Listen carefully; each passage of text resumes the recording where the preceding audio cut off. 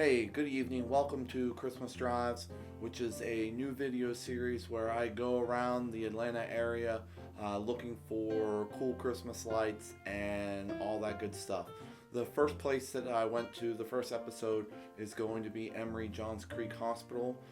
There you have about a mile section, about a half mile down, and then you turn around and go up the other half mile of Christmas lights at Emory Johns Creek Hospital, which is in Johns Creek, Georgia. So enjoy the footage and have a wonderful day.